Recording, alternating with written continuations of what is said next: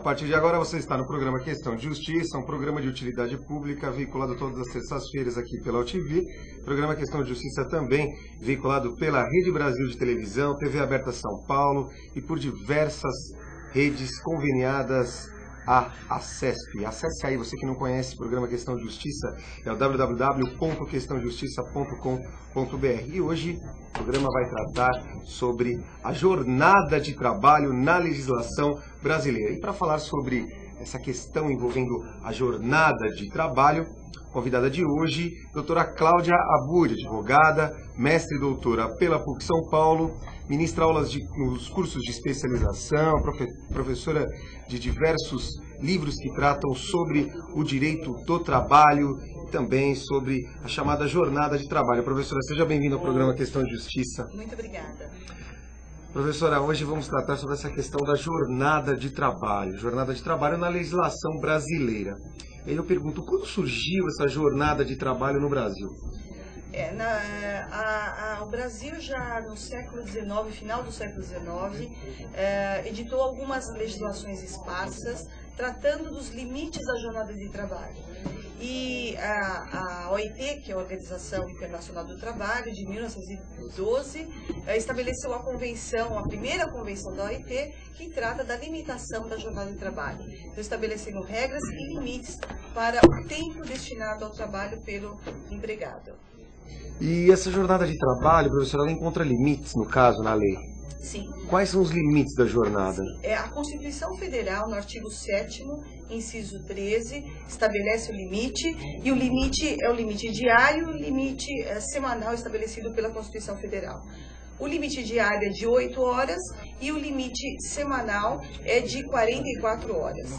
É importante ressaltar que em algumas atividades, algumas profissões, esse limite é inferior. Em razão de peculiaridades de algumas atividades, o limite pode ser inferior e também estabelecido por lei. Agora, professora, geralmente, o que acontece? O empregado, ele chega numa empresa, obviamente ele está passando por um período difícil, porque ele precisa daquele emprego, e fica aquela dúvida, né? Mas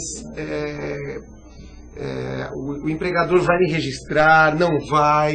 Ou seja, ele chega na empresa e ele fica naquela dúvida, mas por precisar do emprego e diante muitas vezes das dificuldades, ele tem uma família, ele tem uma série de dificuldades que ele enfrenta no dia a dia e ele fica naquela dúvida, olha, quando que eu vou ser registrado, se aquela empresa ela tem necessidade de registrar ou não, como que funciona nessa questão?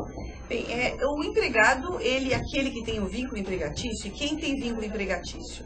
O vínculo empregatício, ele exige 4 requisitos e a ausência de um desses requisitos afasta a existência da relação de emprego.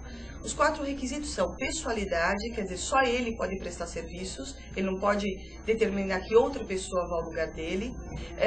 Habitualidade, tem que ter habitualidade no trabalho, não é um trabalho eventual, é um trabalho contínuo.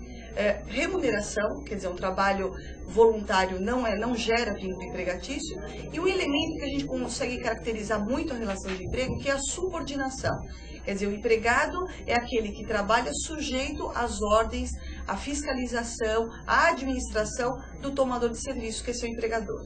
Se esses 4 elementos estiverem presentes na relação de emprego, ele é empregado e deve ser registrado, a sua carteira de trabalho deve ser anotada desde o primeiro dia de trabalho.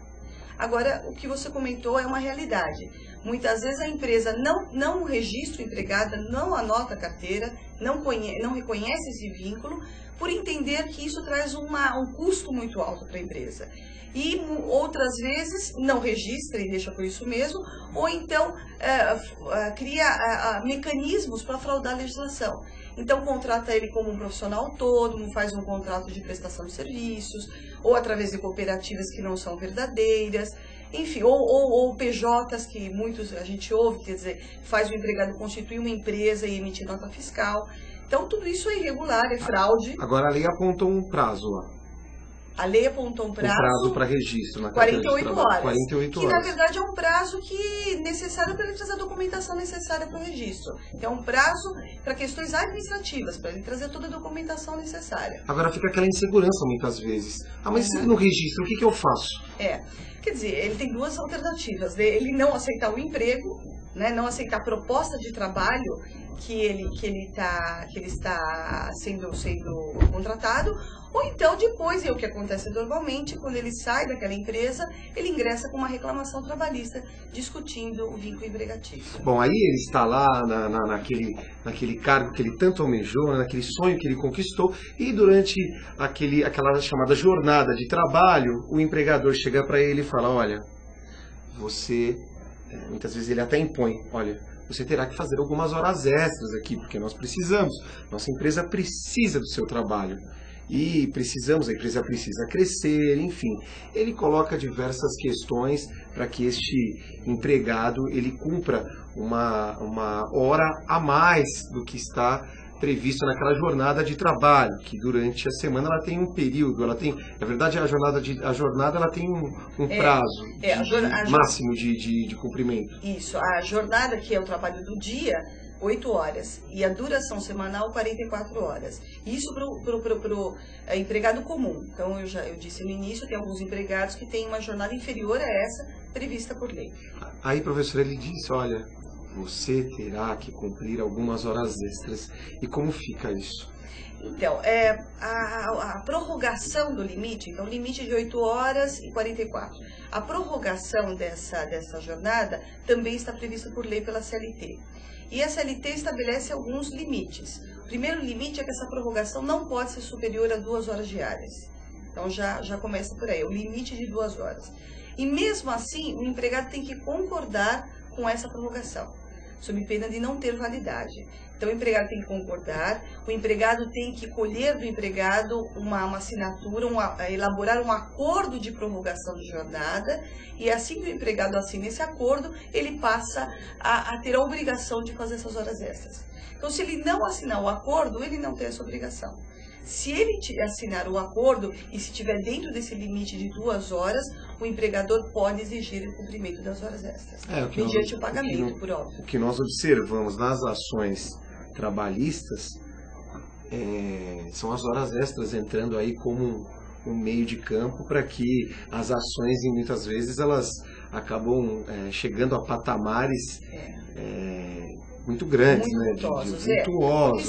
Porque nós temos um limite, quer dizer, pelo menos por 5 anos ele tem o direito de receber essas horas eventualmente não pagas. Trabalhar mais que o permitido. Trabalhar mais gera uma falta de dignidade, mexe com a dignidade desse empregado, com a questão a legislação, quando ela estabelece esse limite de 2 horas, essa necessidade do acordo, ela está preservando a saúde e segurança do trabalhador, porque um trabalhador que fica muitas horas no seu trabalho, 12, 14 horas, quer dizer, é comum, né, a doença profissional diante disso, a fadiga, o estresse. Isso resulta num prejuízo pessoal, resulta num prejuízo no trabalho, quer dizer, ele está muito mais propenso a sofrer um acidente do trabalho, isso também traz um prejuízo para a família, além de retirá-lo do âmbito social, do convívio com a sua família. Então tem uma questão do trabalhador, da saúde do trabalhador, e tem uma questão social, porque se você contrata um empregado com horas extras muito, muito elevadas, você não contrata outros trabalhadores que estão fora do mercado. Então, essa política de trabalho, do direito do trabalho, tem por objetivo também estabelecer critérios para distribuição de renda e distribuição de emprego. O telespectador que está nos assistindo, professor, ele está perguntando para nós com relação ao banco de horas. Eu acho que a pergunta dele é bem salutar. Eu fiquei pensando, por exemplo, naquela empresa que necessita de um empregado que tenha uma flexibilização maior naquele horário de trabalho. Mas, por exemplo, uma escola. Ele entra às 9 da manhã, sai às 6 da tarde, mas quando tem curso à noite, ele necessita daquele funcionário no período noturno. E aí, muitas vezes, ele tem que fazer um banco de horas. Ou a empresa, no caso, ela necessita de uma flexibilização maior desse empregado e ele faz esse banco de horas. Esse banco é permitido pela legislação? São duas coisas distintas, né? O banco de horas, ele vem no ano de 2000, 2001, para substituir uma situação que era a seguinte: as empresas, dependendo da empresa, tinham um momento de alta produtividade, né? Então, quando ela precisava que o empregado realmente trabalhasse horas extras. E no outro período do ano, com baixa produtividade, e aí não teria necessidade de um trabalho dentro do limite. Então, ao invés de pagar horas extras ou dispensá-lo no período de baixa produtividade, ela criou um banco de horas, podendo exigir horas extras no período de maior produtividade e depois a compensação dessas horas com a redução da jornada num outro período. Então, esse é o banco de horas. E o banco de horas, ele é de um ano. Então, eu posso, em um ano, criar esse banco, trabalhando num período um pouco mais do limite das 8 horas e no outro período, dentro de um ano, menos para compensar essas horas. E com isso não se paga horas extras, né, que se compensa com folgas. Então, esse é o objetivo do banco de horas. Com relação à flexibilização da jornada, no caso do professor, é uma categoria específica. Então, tem regras próprias para o professor, e aí ele estabelece ele pode ter 2 períodos de trabalho, né? Então, é uma categoria específica. Agora, uma coisa é jornada de trabalho, outra coisa é horário de trabalho. O que a lei vem tutelar é a jornada, qual o limite de horas que esse empregado pode trabalhar por dia. O horário até pode ser flexível, né? Então, não precisa exatamente entrar às 9 horas. Existem empresas que permitem essa flexibilização quanto ao horário de entrada e de saída, mas a jornada permanece aquela contratual, porque é dela que se paga o salário. Então, não posso reduzir a jornada, porque senão vou ter uma redução salarial que não é permitido por lei. Nós estamos com a advogada e professora Cláudia Apud falando dessa questão de extrema importância hoje, falando da jornada de trabalho na legislação brasileira. Nós vamos para um rápido intervalo e nós já voltamos com o programa Questão de Justiça, tratando sobre esse tema.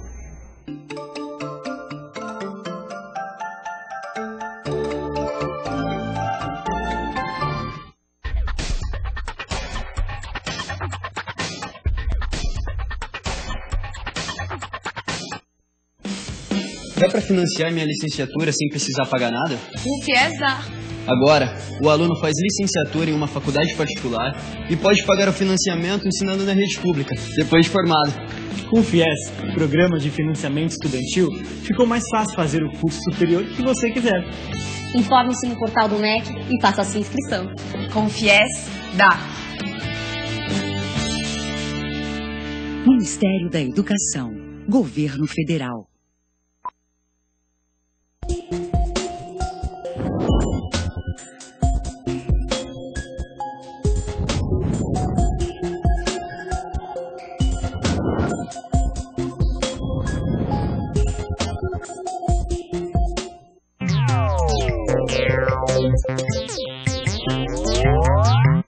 Dá para financiar a faculdade particular sem precisar de fiador? Com o FIES dá. Agora, aluno com renda familiar de até um salário mínimo e meio por pessoa, bolsista do ProUni parcial ou aluno de licenciatura pode financiar o curso sem precisar de fiador. Com o FIES, Programa de Financiamento Estudantil, ficou mais fácil fazer o curso superior que você quiser. Informe-se no portal do MEC e faça a sua inscrição. Com o FIES, dá. Ministério da Educação, Governo Federal.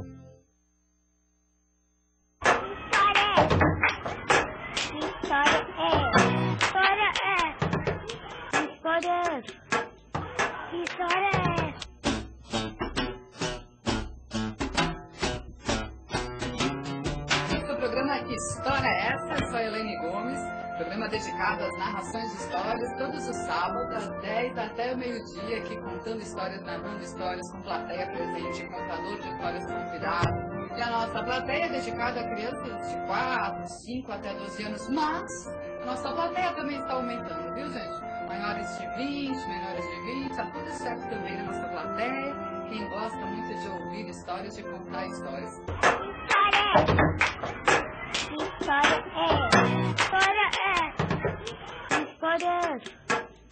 História.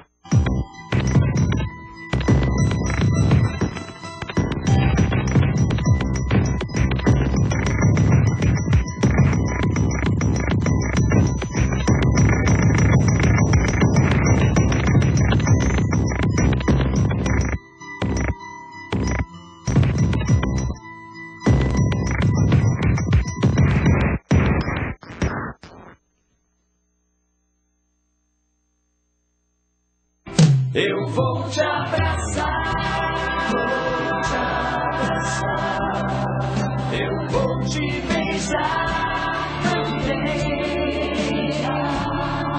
Na hora do gol, a vida é um som, tá lindo, tá tudo bem. Estou tão feliz,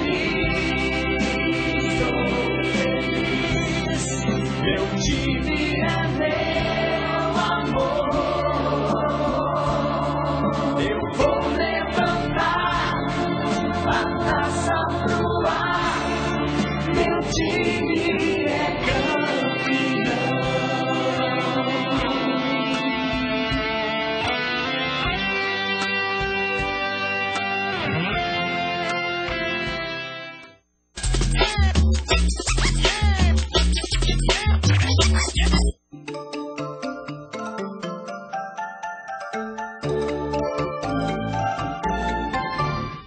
Você está aqui no Questão de Justiça, que brilhantemente tem sido conduzido aqui pelo... Agora já vou falar que é comunicador, né? Né, doutor Leopoldo? Nossa, hoje é uma verdadeira escola, com 2 comunicadores ao meu lado aqui. Nossa. E a professora, uma excelente comunicadora também, viu? É, a professora, a brilhante deixa com brilho o programa, né? E beleza. Beleza. A responsabilidade hoje é em dobro. O negócio de só ter homem no Questão de Justiça é complicado. Aí é uma questão de injustiça. É injustiça, é verdade.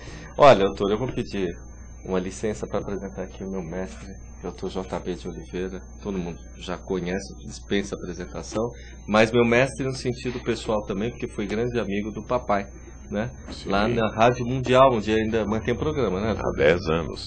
10 anos, falando de comunicação, ensinando... Poder da palavra. Poder da palavra, né? Que aliás, sou... leva também brilhantemente, né?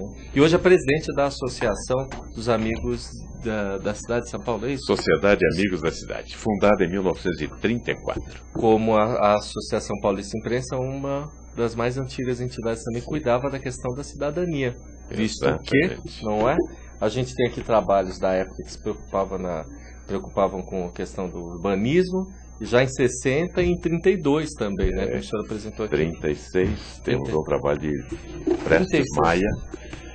Francisco Prestes Maia. Foi feito na época? Não, não isso foi em 1936, ele foi prefeito de 38 a 45.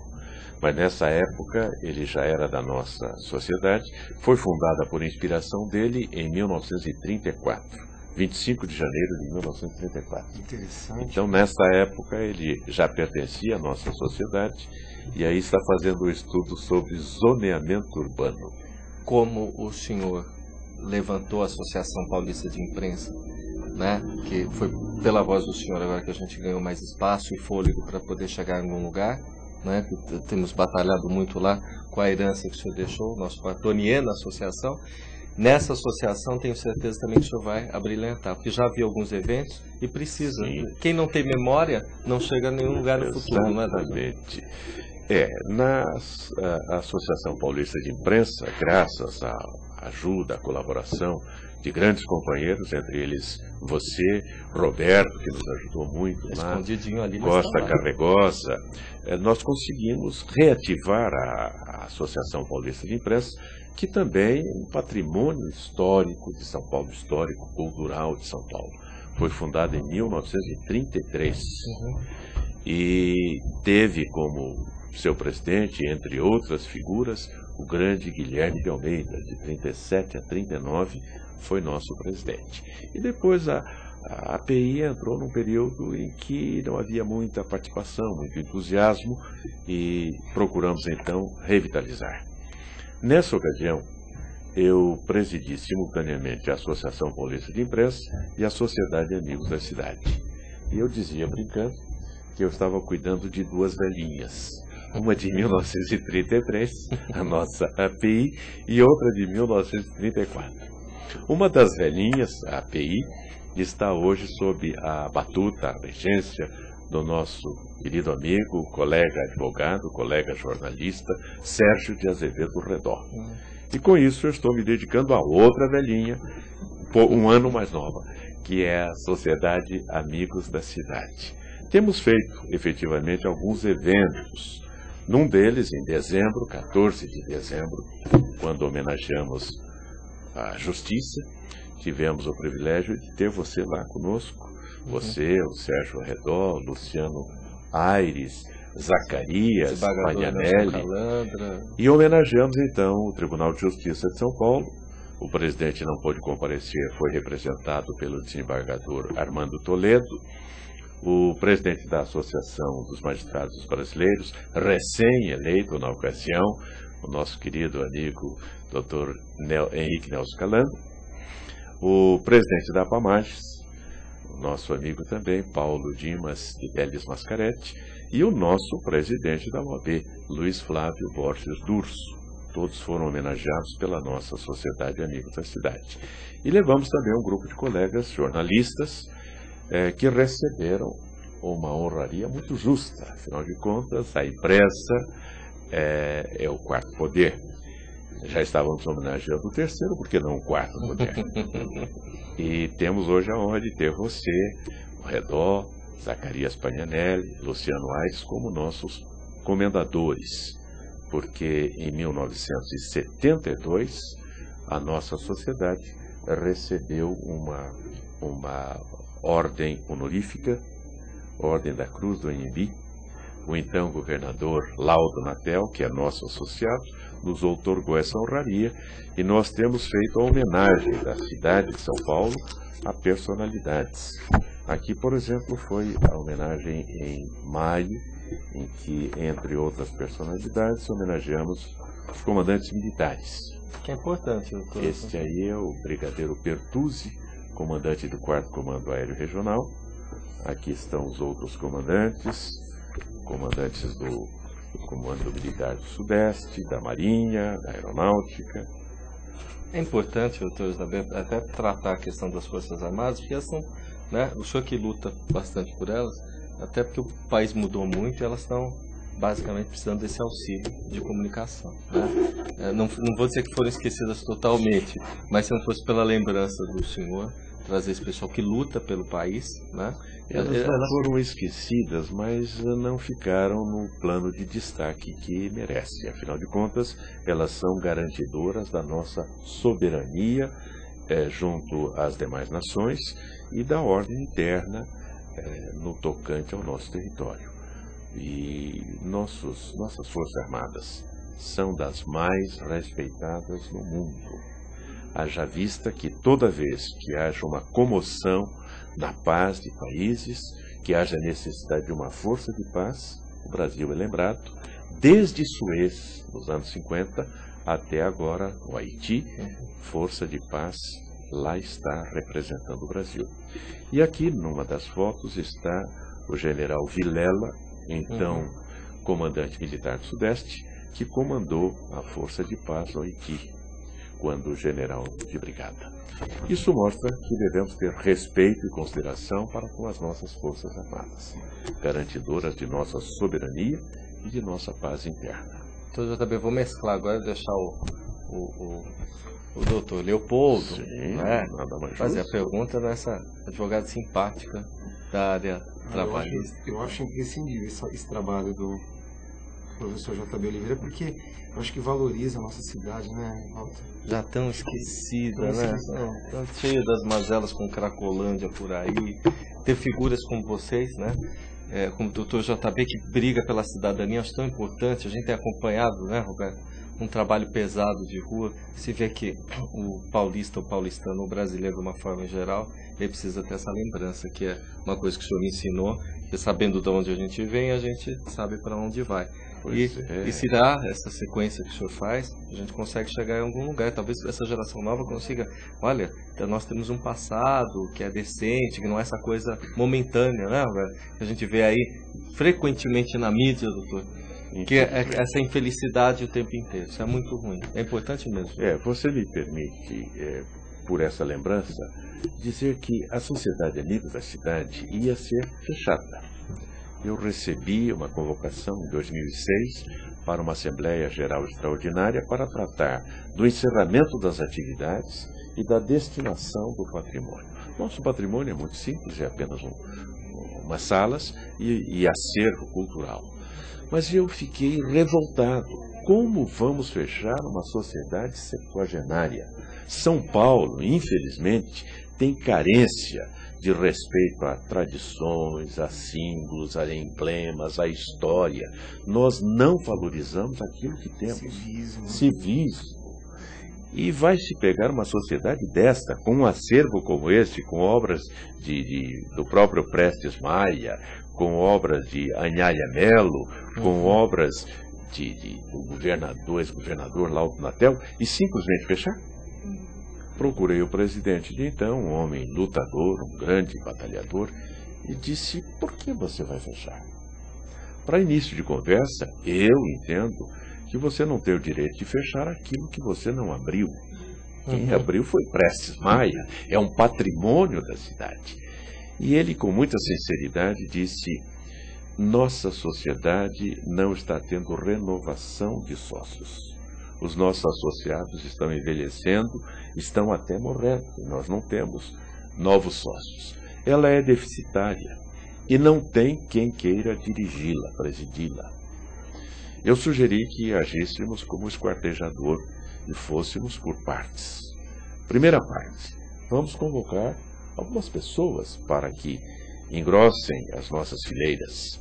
Teremos aí um recursozinho para nos ajudar na mantença da sociedade. Certamente, entre estes, deverá haver alguém que aceite dirigir a sociedade. Até lá, até que isso aconteça, eu me disponho a dirigir. Não é o que eu quero fazer, mas eu me disponho a dirigir. O que não podemos admitir em hipótese alguma, sob nenhuma alegação, é fechar um patrimônio histórico e cultural de São Paulo. E emblemático de São Paulo. E foi assim que seguramos a sociedade, estamos desenvolvendo atividades, temos feito sessões solenes na Câmara Municipal para reconhecimento de mérito de instituições, de nomes, de personalidades, de vultos, de tal maneira que disseminemos a cultura do reconhecimento em São Paulo. E aí está o trabalho que vimos fazendo para evitar que caiamos no esquecimento, no ostracismo, que não tenhamos amanhã quem diga o que é São Paulo, o que foi São Paulo, os nomes de São Paulo. Eu com certeza vai chegar num bom lugar, porque pelo menos a API, né, Roberto? Está lá do outro lado. A gente renovou e hoje tem um fôlego ali, né, sempre ali na sua mão protetora, né? O redor ali conseguiu esse caminho novo que o senhor deixou a estrada pronta. Eu fiz questão de levar Redon porque é uma pessoa batalhadora, é um homem de muito valor. Posso passar um pouco, doutor Leopoldo, só para... Falávamos de jornada. Você falou jornada de trabalho, que é um negócio que é violento, né, para saber, depende do lado, né, também se for empregador, dependendo de tomar um processo no meio da testa, fica contente, né. Essa situação envolvendo jornada de trabalho. A professora Cláudia Abulha abordando com muita propriedade as questões relacionadas à jornada de trabalho. Vamos lá para uma outra pergunta, então. E as dúvidas em relação à jornada de trabalho? Posso? Professora, aproveitar? Claro. Aproveitar. Jornada de trabalho a gente falando todos os anos. Falar desse pessoal que trabalha com a questão da internet, doutora, que nos desenvolve aqui. Eu queria que o senhor desse uma luz. O sujeito hoje que pediu licença, né? Eu estou misturando as duas pautas, o senhor que é jornalista, já sabe o que a gente faz, né? Então, eu quero saber, e aqui específico tem muito internauta. Parece que não, mas a gente tem hoje aqui um acesso de 600 pessoas por programa, né? Então, e tem alguns jornalistas, não sei como é que está o chat, mas tem uns cativos, né? Bem agitado o chat. O que chama muita atenção? Desse sujeito hoje que trabalha, talvez, não vou dizer em casa, mas pela internet, né? E aí, como é que a legislação se porta com essa situação hoje, que não é adaptada ainda? Então o que acontece quer dizer, a legislação, ela aguarda o movimento da sociedade, né? Quer dizer, a sociedade se movimenta, ela está em constante modificação, e a legislação depois, verificando de que forma essa alteração está ocorrendo, ela acaba regulamentando ou não, depende em que situação. Nas questões trabalhistas, o interesse do Estado interferir nessas relações não é interesse somente para proteger o trabalhador, mas há outros interesses na sociedade. Então eu estava explicando aqui para o Leopoldo, por exemplo, que a limitação quanto à jornada de trabalho diz respeito ao cuidado, à tutela ao empregado, à sua saúde, ao desgaste que ele tem numa jornada excessiva, mas também em questões de política de emprego e política de distribuição de renda. Quer dizer, se eu tenho um trabalhador que fica muitas horas naquele local de trabalho, eu tiro o posto de trabalho de um outro trabalhador. Então, a limitação de jornada não é só para proteger o trabalhador, mas também dentro de uma política de distribuição de renda e de emprego. Com relação a essas novas modalidades de trabalho, a CLT já tem um artigo que estabelece o seguinte: o trabalho a domicílio, quer dizer, ele já desde 43 já tinha essa previsão, ele não afasta o vínculo empregatício, desde que presente os requisitos. Então, quer dizer, ele mesmo trabalhando em casa, e isso hoje a gente percebe com mais comum verificar esse tipo de trabalho, não afasta o vínculo, desde que presente os requisitos da subordinação, da pessoalidade, aqueles requisitos que eu falei no início do programa. Com relação à jornada, é realmente algo que a gente está tendo muita dificuldade. Quer dizer, nós temos um artigo na CLT, a Constituição já estabelece um limite, então é uma norma constitucional, limite de 8 horas por dia, né, que diz respeito à jornada, e a semanal de 44. Esse é o limite. Então ninguém pode trabalhar numa jornada superior a essa, salvo num regime de horas extras. Em casa, dificilmente consegue se controlar, né? A própria CLT, ela estabelece 2 exceções onde o empregado não tem necessidade da proteção da lei, que é o trabalhador que trabalha externo. Então, quem trabalha externo, que não trabalha dentro da empresa, ele não é que ele não tem direito a hora extra, ele não tem direito à proteção da lei. Por que a lei não há necessidade da proteção da lei? Porque ele tem autonomia quanto ao seu horário de trabalho. É isso que o legislador vem prever. Então, o trabalho externo, um vendedor, né, que faz o seu próprio horário, um dia ele pode trabalhar 10, 11 horas, outro dia ele pode trabalhar depois do almoço 4 ou 6 horas, ele não necessita da proteção da lei, né? Então, nessa situação, o que a gente observa é uma autonomia quanto ao tempo que ele se destina. Aquele que trabalha no computador, que está fora do local de trabalho, vai depender caso a caso. Quer dizer, se ele também tiver essa autonomia, né, dentro do tempo que ele utiliza, não há necessidade de estabelecer um limite, e a lei, ela não precisa ele não precisa dessa proteção.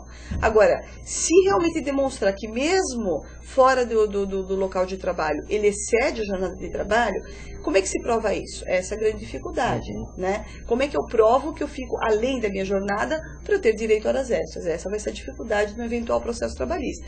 Mas ele pode, quer dizer, por e-mail, sabe-se quanto que trabalhou. Né? Ou pelas tarefas que ele tinha que desenvolver, fica evidente que ele não poderia ter exercido aquela tarefa diária que lhe era destinada por um limite de 8 horas. Então, dá ainda para verificar, e é possível controlar a jornada de quem está fora. Sabe por que eu pergunto? Porque aconteceu, Dr. JB, aqui numa entrevista com o Dr. Roberto Paraíba, sim, né, de um sujeito que tomou uma ação trabalhista por conta do vínculo dele na internet. O sujeito mandava os e-mails 9 horas da noite, 10 horas, o sujeito que fazia venda. E aí, venda comercial, tal, 9, 10, meia-noite, 1 hora, tal, ele tomou uma invertida violenta, né? E aí estava comprovado o vínculo. Aí ele falou, mas como é que vai limitar o sujeito de mandar para a caixa postal um negócio, sei lá, 3 horas da manhã? Não tem. É uma relação complicada. Tem que olhar o caso concreto, mas esse caso, por exemplo, ele pode ser enquadrado dentro dessa exceção, que é o trabalhador externo, que é o vendedor externo, que realmente tem a liberdade e autonomia dentro da sua jornada, né? Mas se, por exemplo, ele tem que visitar 20 clientes por dia, né? 10 minutos cada um, quer dizer, você não tem horário de trabalho, mas é essa a sua programação diária. Você observa que ele não tem essa liberdade da jornada de trabalho. Então é um caso concreto. Se for uma questão de produção 20 por dia, 2 minutos, 3 minutos cada um cliente, não é? Olha, não pode dar ideia, doutor, não pode.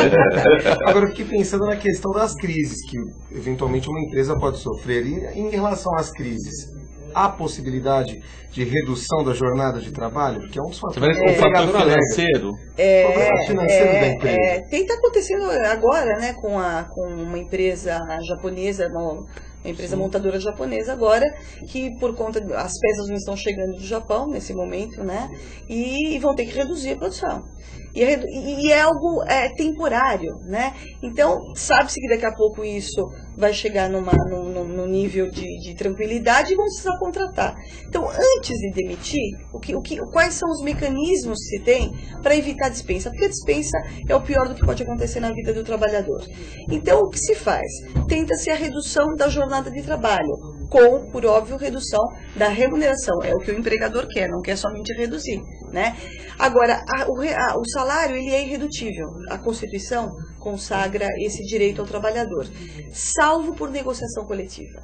Então, a Constituição de 88, ela flexibilizou nesse sentido, quer dizer, através do sindicato, através de uma negociação coletiva com os sindicatos, é possível reduzir a jornada com a redução de salário, né? É claro que o sindicato não tem por objetivo piorar a situação do empregado, ao contrário. O objetivo do sindicato é melhorar as condições de trabalho. Mas o que é melhor? Mantê-lo no emprego e temporariamente reduzir a sua remuneração ou demiti-lo, né? Então é possível, nessas situações, um dos mecanismos é esse: vamos reduzir a jornada de trabalho, porque é algo de crise, é algo momentâneo, por um determinado tempo, e depois volta ao tempo normal. Então, redução de jornada com redução de salário. Somente tem validade se o sindicato estiver presente e se firmar uma negociação coletiva com o sindicato. Aliás, eu fiz uma reportagem uma vez, eu não vou falar o nome do político, né? Quer fazer uma propaganda, não tenho nada contra, mas posso falar o nome da empresa, né? E era o Eucatex, pronto. Depois já todo mundo liga uma coisa a outra. Não tem como não ligar. E aí o que aconteceu, doutora? Ele deixou o pessoal em casa porque a redução do material de custo de operação do escritório era mais barato. Ele não supriu o material e deixou o sujeito em casa. Redução acho que de 30% de papel, a parte de cafezinho, sabe? Eu falei, poxa, isso é até inteligente, né? Deixar o sujeito em casa por causa do café, doutora. Eu não sei aqui, eu tenho mais 4 minutos. Não tenho mais minuto nenhum. Vocês querem mandar embora já? Tá vendo como é que tá o negócio? Eu posso, então, me despedir decentemente, doutor? Olha só que simpatia. Vou deixar para o doutor Leopoldo fazer a nossa despedida candidata. A nossa convidada. Professora, obrigado por sua participação aqui no programa Questão de Justiça, esclarecendo as dúvidas. Tem site? Tem um tema extremamente importante. Tem algum site que a doutora meio não pode, né? Não pode. Não pode. Queria ajudar também a relação de trabalho da senhora. O código de ética não deixa, doutora. É verdade.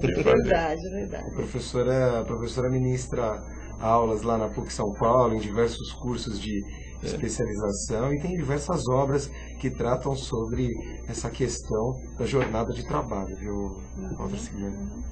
E a gente tem que convidá-la a voltar, então. Muito obrigada, foi um prazer, foi uma satisfação, e contem comigo em outras oportunidades. Por Muito favor, obrigada. Doutora. Inteligente é uma figura que agrada aqui na emissão. Meu irmão, aqui o JB Oliveira, que doutor JB. Não, mas ele é meu mestre em comunicação. Queria agradecer o senhor vir aqui. E sei que o senhor tem um evento agora, esses dias, né, da associação. Tem um curso lá, né, no São Rafael. Também. Pode entrar no site e vão ver lá o curso. Eu estava aqui me lembrando, doutora, que tive o privilégio de estar esse fim de semana com a Matra 2. A doutora Sônia Lacerda e outros juízes, magistrados da Justiça do Trabalho, no que eles intitulam de encontro, o 7º encontro sobre os assuntos que envolvem a qualidade de vida. E eu falei naquela ocasião sobre o tema qualidade de vida e felicidade.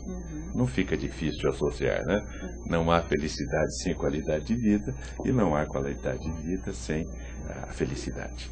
É um privilégio estar aqui, à mesa com você, poder ouvi-la, apreciar seus ensinos e com esses dois queridos amigos e companheiros. A nossa Sociedade Amigos da Cidade realizou um evento na semana passada. O nosso próximo evento será no 2º semestre, quando vamos realizar uma sessão solene na Câmara Municipal em homenagem às nações. Nós entendemos que temos que reconhecer o mérito daqueles que, vindo de outros países, de outras regiões, ajudaram e ajudam São Paulo nessa sua projeção, nesse seu crescimento, nesse seu trabalho extraordinário. Então, no segundo semestre, realizaremos esta sessão solene. E temos um curso de oratória que vai ser realizado no San Rafael Hotel, como tem sido os anteriores. E basta entrar lá no site JB Oliveira que vão ter essa informação. Muito obrigado pela oportunidade de estar com vocês. Sr. JB, quero fazer um convite aqui, já encerrando. A gente tem no programa o apoio da Associação Paulista de Imprensa, que eu achei muito importante. E queria também, se o senhor permitir, sendo presidente, que a sociedade integrasse os nossos sites do programa também e as chamadas do programa para a gente poder contribuir e o senhor poder abrilhantar com o seu nome e carregar a gente para frente. É uma questão da comunicação que é muito importante no jornalismo ter uma figura, né, linkada ao nosso programa com o senhor. Obrigado. Né? Deferido, pedido. Pronto, deferido. olha que coisa fantástica. De plano. Né? Eu posso fazer uma divulgação também? Rápido. Pedir para os telespectadores acessarem o site da OAB São Paulo, www.oabsp.org.br, porque no dia 24 de maio agora, a Comissão de Segurança Pública lá, nosso querido doutor Gonçalves, estará realizando a posse dos integrantes, inclusive o nosso apresentador, o Walter, vai tomando posse lá na Comissão de Segurança Pública da OAB São Paulo. Então, sabe quem me levou para a ordem? Doutor JB. Eu estou na comissão do senhor também, né? Claro. Então já pode fazer a divulgação das duas. Comissão de assuntos. E esse moço magnífico que daqui a pouco está despontando lá no Tatuapé. Senão vai virar um super apresentador local. Muito. Não deixa a advocacia por nada. Tá vendo? E o site da nossa sociedade, www.sacsac.org.br. Obrigado. Bom, agradeço a todos. Obrigado, JB. Vou convidar a voltar de novo, né? E a questão de justiça vai ficando por aqui e volta na próxima terça-feira com a direção de Gilda Cilione e a supervisão geral do Alberto Luchetti. Até a próxima terça-feira.